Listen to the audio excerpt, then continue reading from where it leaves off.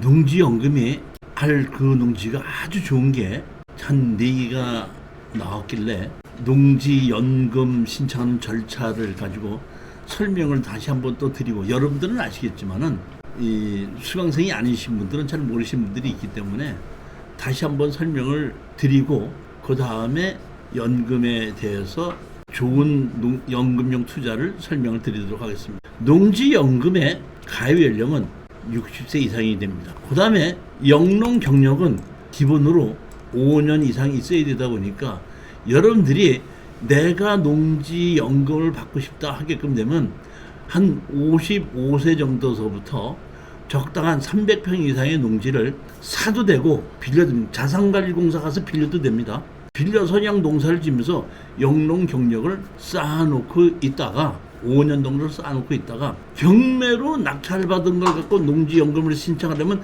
다시 그걸 또 2년을 집중 농사를 지어서 신청하면은 자격이 된다, 이런 얘기입니다. 대상 농지는 전, 답, 과손으로 소유자가 직접 실질적으로 농사를 짓고 있어야지 됩니다. 또 내가 5년 동안을 농사를 짓고 있다가 연금을 신청하려면은 언제 직선거리 30km 이내에 6개월 이상 거주를 하고 있는 사람에게 농지연금이 나오기 때문에 농지연금 자격은 5년 동안을 먼저 만들어 놓고, 그 다음에 내가 농지연금 받을 거에 또 2년을 하게. 그러니까 5년에 2년을 같이, 3년을 하고 2년을 같이 해도 되고, 만약에 다른 데서 5년이 했다 그러면은 2년을 별도로 또 농사를 지어야 되고, 그 다음에 연금을 신청할 때쯤 됐을 때는 직선거리 30km 이내에 주민등록을 이전을 하고 난 다음에 연금을 신청하면 된다, 이런 얘기입니다. 담보농지의 가격평가는 개별 공시지가의 100%든지 감정가격의 90% 중 가입자가 선택할 수 있습니다. 이렇게 되다 보니까 그거는 내가 연금을 신청할 때 나는 공시지가로 하겠다, 아니면 감정가로 하겠다 하게끔 되면, 감정으로 한다면 감정을 새로 신청해서 감정가를 가지고 나오면 그 감정가격의 90%를 가지고, 그분이 연세가 70세가 됐든지 75세가 됐든지 60세가 됐든지에 따라서 가격이 결정이 된 것이 나눠지게끔 되는 겁니다. 내가 10년만 받겠다 할 수도 있고, 또는 15년만 받겠다 할 수 있고, 이렇게 또 30%는 미리 받겠다, 일부는 먼저 받겠다, 이럴 수가 있기 때문에 그 나이와 그 감정평가한 금액을 가지고 별도로 자기가 신청하면 되는 겁니다. 신청할 때. 근데 농지연금은 상한액이 300만 원입니다. 300만 원 이상은 안 됩니다. 그러니까 300만 원 정도쯤 되려고 그러면 대충 감정가격이 약 한 13억 5천 정도가 60세 되신 분이 신청을 하게끔 되면 제가 보니까 한 300만 원 정도가 나오더라고요. 그분이 어떤 식으로 나 평생 동안을 그 연금을 받겠어야 하면 100세로 계산을 합니다. 지금 100세로 계산을 해가지고 그거를 나누게끔 되면 한 13억 5천 정도를 가지고 감정 가격이 나온 거를 가지고 신청하게끔 되면은 한 300 정도가 나오더라, 이런 얘기입니다. 그 다음에 중간에 내가 해지를 한다고 했을 때는 그동안 받았던 거에 연금리 2%를 주게끔 되면 해지가 될 수 있습니다. 그 다음에 같이 부부가 같이 종신으로 같이 할 수가 있어. 남편이 연금을 받다가 남편이 돌아가시고 나면 배우자가 같이 상속을 해서 연금을 받을 수도 있다, 이렇게 아시면 됩니다. 연금을 받는 그 농지는 재산세를 감면을 해주고, 연금을 받는 통장은 185만 원까지 그 압류에서도 보호가 됩니다. 그 다음에 세금은 6억 원까지는 재산세도 감면해 줍니다. 우리가 농지를 연금으로 받는다는 얘기는 농어촌공사에다 농지를 매도한다는 뜻이거든요. 그러면 우리가 농어촌공사에다 매도하지 않고 일반에게 매도를 하게끔 되면 반드시 양도소득세라는 것이 나오게끔 되는데, 농어촌공사에다가 연금으로 매도할 때는 양도소득세가 없다는 거고, 물론 매월 분할로 받는 거지만, 그 보면 어떤 분은 목돈으로 받는 것보다 분할로 받는 것이 더 편할 수도 있다 보니까, 나 분할로 받는 거를 원한다 하시는 분은 연금이 최고 종로다, 저는 그렇게 생각을 합니다. 6억 원까지는 재산세를 감면한다. 185만 원까지는 압류도 안 되게끔 만든다. 이것이 연금입니다. 자, 그런데 자 보십시오. 이번에 농지법 시행규칙 일부 개정령안 해갖고 농지법의 시행규칙이 이번에 바뀐 게 있는데, 제일 먼저 보면 여기 보면 3조 2항가 농막 얘기입니다. 농막인데 농막을 보게끔 되면은 뭐냐면은, 농막을 이제는 예전에 신고만 했는데 이거는 이제는 가설건축물로 농막도 신청이 됩니다. 농막을 만들게끔 되면 농지대장에 올려야 됩니다. 체류용 쉼터입니다. 이번에 새로 생긴 체류용 쉼터입니다. 체류용 쉼터는 15조 5항 제8호에 따른 임시 숙소로 본인이 직접 활용하기 위해 설치하는 시설로서, 다시 말하면 빌려주면 안 되고 농사를 짓는 사람 주인이 직접 사용해야 된다, 이런 얘기입니다. 그 다음에 신고는 뭘로 한다? 가설건축물로 신고한다. 제가 가설건축물이 두 가지가 있다 그랬죠. 하나는 철거가 확실한 가설건축물, 다시 말하면 아파트 분양하는 그러한 곳이나 또는 도로를 만드는 임시 사무실이나 그 다음에 임시로 만든 전시장이나 이런 것은 철거가 확실하기 때문에 건축법에 의한 건폐율과 용적률 없이, 건축법상 도로 없이도 그냥 진출이 가능하면 가설건축물을 허가를 내줍니다. 그런데 여기서 지금 얘기하는 가설건축물은 반드시 건축법에 맞아야 되는 가설건축물을 얘기하는 겁니다. 그러니까 철거가 확실하지 않고 주인이 나는 그냥 이 건물을 가설건축물로 짓겠습니다 하면은 가설건축물로 허가를 내주기는 하는데, 그 가설건축물은 건축법에 맞아야 되기 때문에 건폐율과 용적률이 맞아야 된다, 이런 뜻. 그러면 여기에 체류용 쉼터는 가설건축물로 하는데 건축법에 맞아야 되는 가설건축물이고, 이 가설건축물은 기한이 3년입니다. 3년이 지나고 나면 또 연장을 해달라 그러면 3년씩 계속해서 연장을 할 수가 있습니다. 그 다음에 한 3년 또 지나고 3년 지나다가 내가 가설건축물을 정식으로 건축법에 맞게끔 지어졌기 때문에 나 이거를 정식 건물로 바꾸겠습니다 그러면 정식 건물로 바꿔줍니다. 그러면 그때는 가설건축물 관리장에 있던 것이 정식 건축물 관리장으로 만들어지면서 그 다음에 건물 등기부등본에 올릴 수도 있다는 얘기입니다. 그러니까 여기에 체류용 쉼터는 건축법에 맞아야 되는 가설건축물로 지어야 된다, 이런 얘기입니다.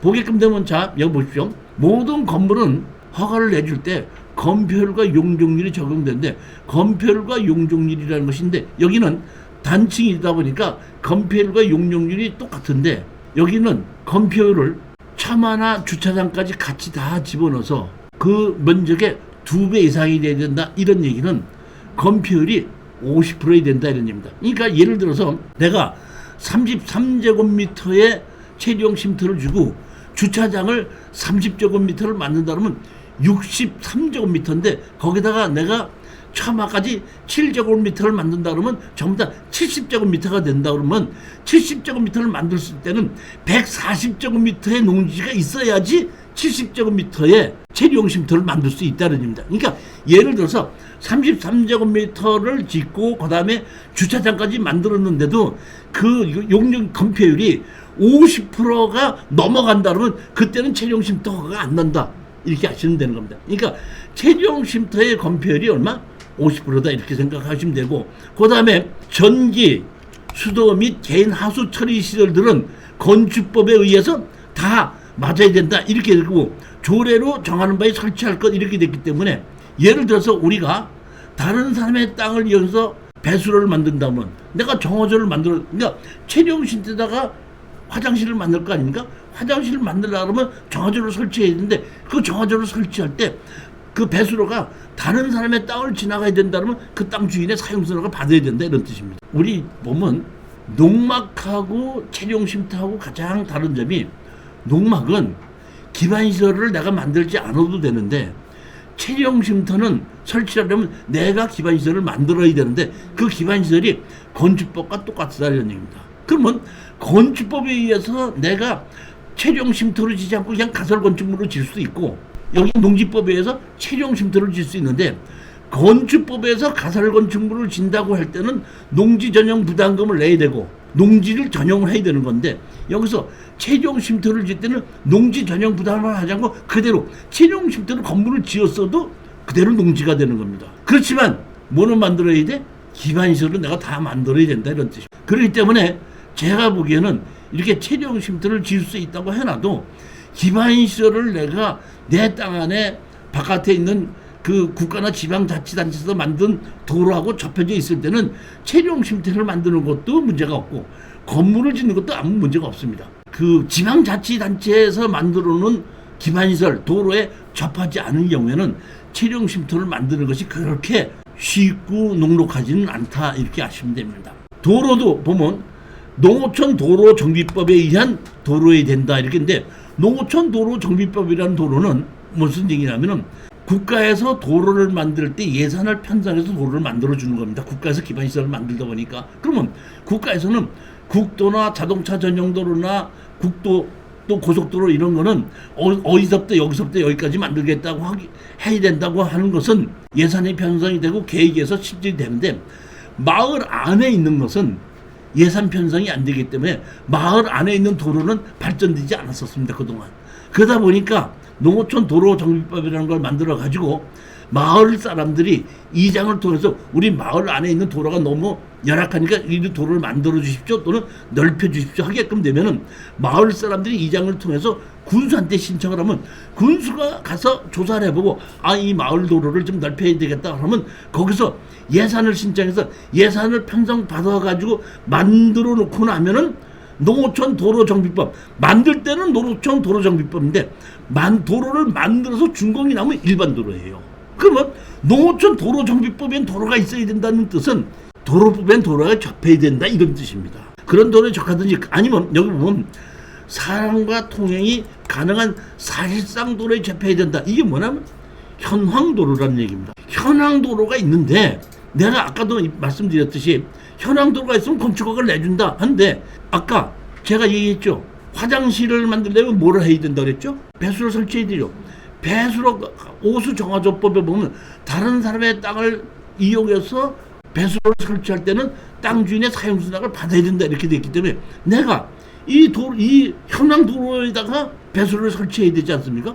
그러면 그 땅 주인의 결국은 사용수당을 받아야 된다 이런 뜻이기 때문에 체류용 쉼터가 시행이 막상 된다고 하더라도 제가 보기에는 크게 기대를 할 것은 아니다 이렇게 보는 겁니다. 여기 보면 이번에 그 농지법에 개정한 것이 그것도 있고 그거 말고도 또 있습니다. 보게끔 되면 농업농촌사고지구에 농촌 융복합지구라는 것도 만들어지고 스마트 육성지구라는 것도 만들어져 가지고 보면 농촌에 활력을 찾기 위한 것을 좀 지구를 하나 만들어 놓고 그 두 개를 만들어서 더 활성화를 하려고 지금 농지법이 개정이 됐는데 농촌이 활성화가 되려면은 이런 용도 지구를 더 집어넣는 것이 아니라 농지를 팔고 사는 것을 누구든지 팔고 살 수 있게끔 만들어야지 지금 농지 살라고 하면 자금 출조를 제라고 그러지 재직증명서 제라고 내놔야지 농지 취득 자격증 발급 여건을 심사를 해야 되는지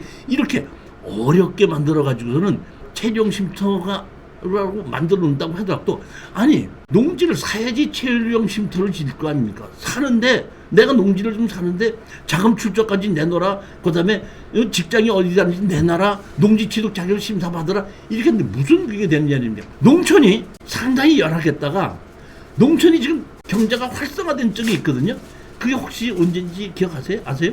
언제냐면은 그게 보면 김영삼 정부 때 96년도에 전두환 정부에서 만들어놓은 20km의 6개월 이내의 거주 조건을 없애버려서 거주 조건 누구든지 거래 관계없이 농지를 매매할 수 있게끔 만들었어요. 그때 전원주택이 지어지고 공장이 지어지고 창고가 지어지고 하면서 농촌이 활력이 붙었던 게 그때입니다. 그래서 그때부터 농촌이 활성화가 되기 시작을 했는데 LH 사건이 나고 난 다음에 다시 농지를 사는 것을 못 끊어다 보니까 다시 농촌이 또 어려워지기 시작하는 겁니다. 이러다 보니까 제가 보면 지금 정부에서 체류용 쉼터도 만들고 농촌 산업 농촌 융복합지구도 만들고 스마트 농업 육성지구도 만들어서 한다고 하더라도 일단은 농지를 살 수 있어야지 거래가 돼야지 그런 것도 활성화되는 것이 지금처럼 농지 하나 산다고 얘기하게끔 됐을 때 자금 출처까지 조사를 한다고 하는데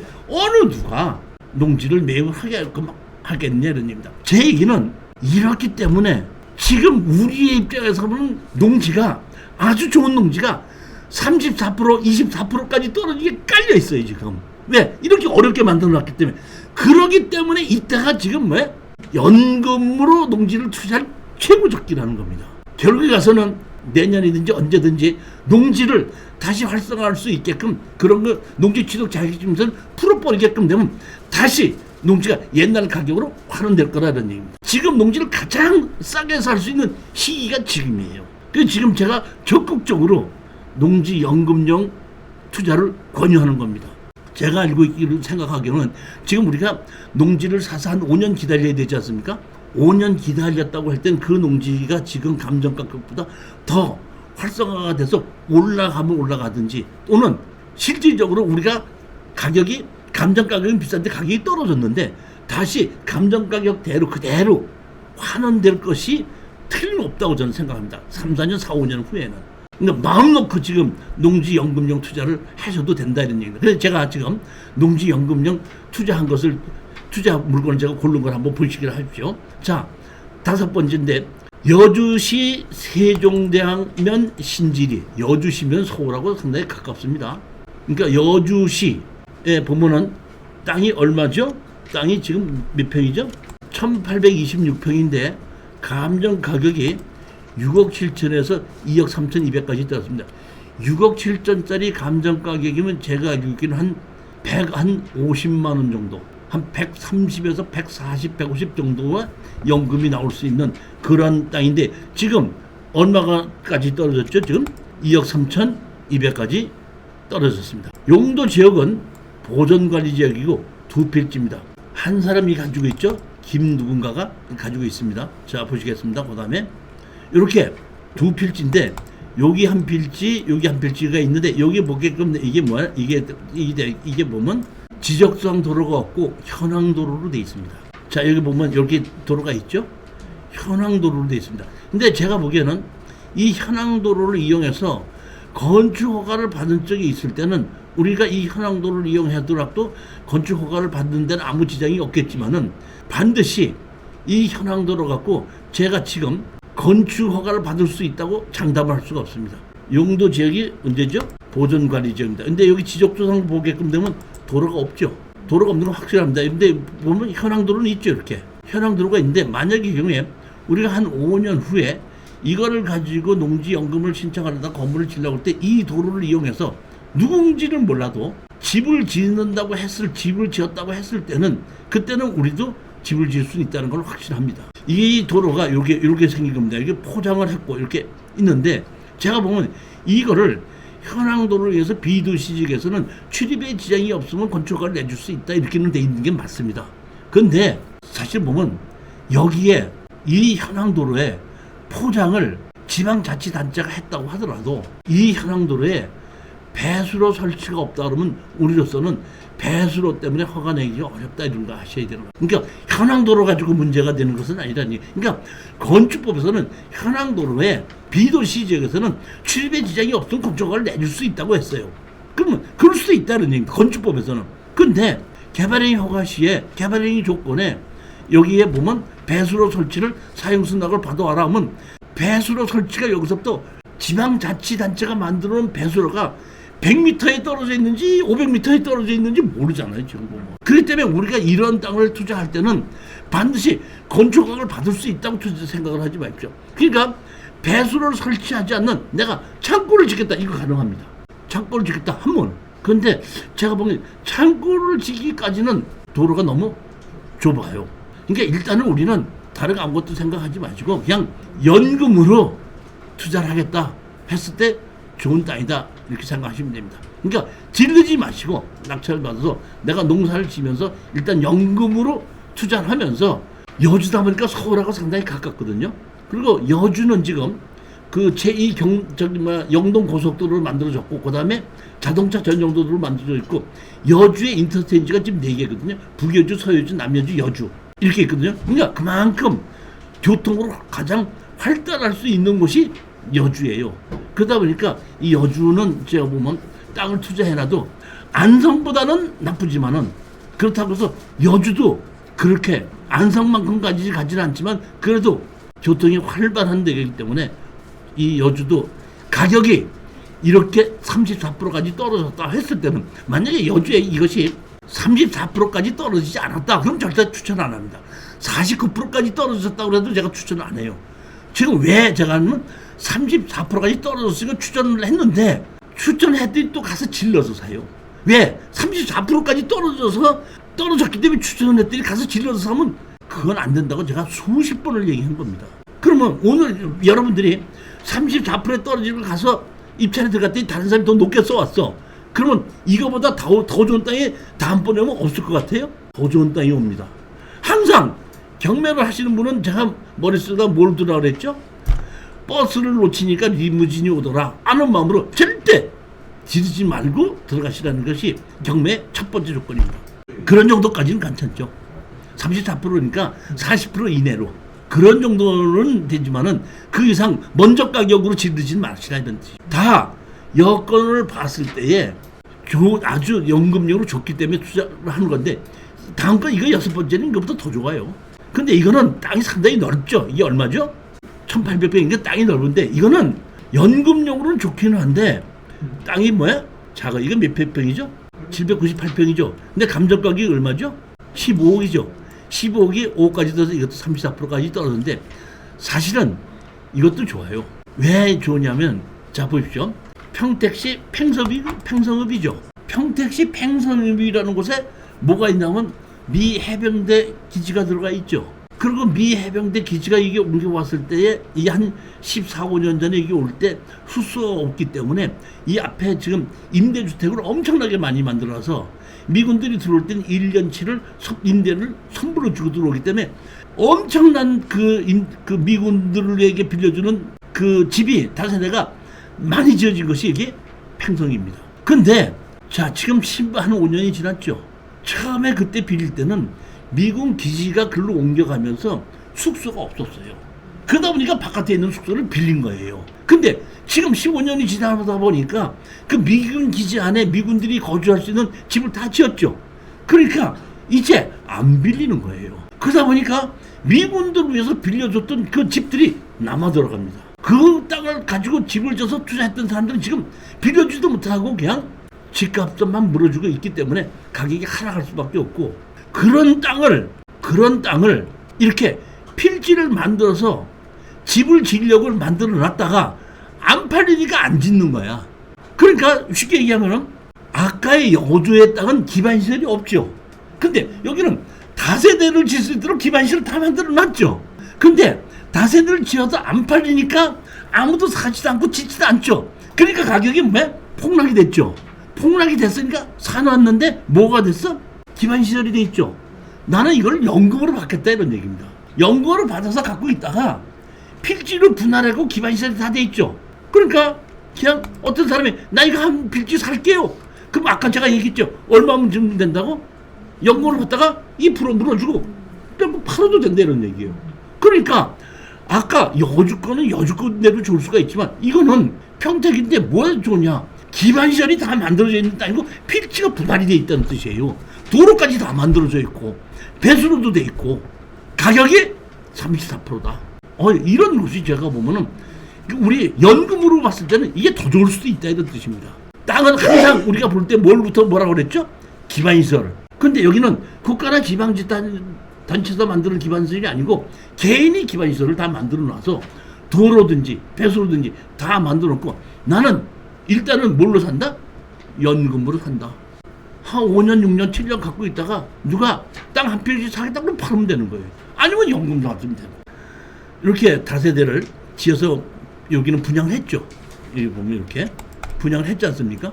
근데 여기 이렇게 지어서 분양을 하려고 택지는 다 만들어 놨는데 이제는 여기에 지은 것도 이미 지어놓은 것도 새가 안 들어와요. 그러다 보니까 이것이 폭락할 수밖에 없죠. 용도 지역은 뭐예요? 계획관리 지역, 지목은 그대로 전으로 되어 있기 때문에 우리가 전답 과수원이라고 했을 때는 농지 연금이 대상이 되다 보니 이것도 가능하다.